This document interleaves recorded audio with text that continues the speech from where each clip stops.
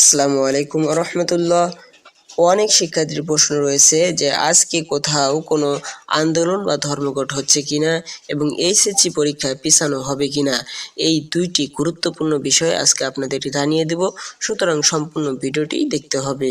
2025 HSC পরীক্ষা শিক্ষার্থীদের আন্দোলন অনুষ্ঠিত হচ্ছে।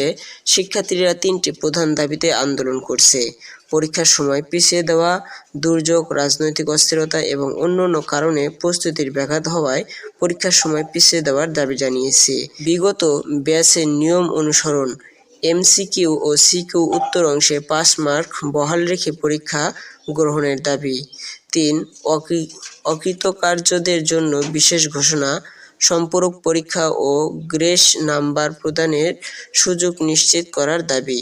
শিক্ষার্থীরা শান্তিপূর্ণ আন্দোলন চালিয়ে যাচ্ছে এবং দাবি আদায় না হওয়া পর্যন্ত কর্মসূচি অব্যাহত রাখবে, এরকম কোনো তথ্য নির্ভরযোগ্য কোনো মিডিয়া থেকে বা বোর্ড থেকে এখন পর্যন্ত ঘোষণা করা হয়নি। সুতরাং বোঝা যাচ্ছে আজকে কোথাও কোনো আন্দোলন হচ্ছে না এবং আগামীকাল 26শে জুন এইচএসসি পরীক্ষা অনুষ্ঠিত হতে যাচ্ছে।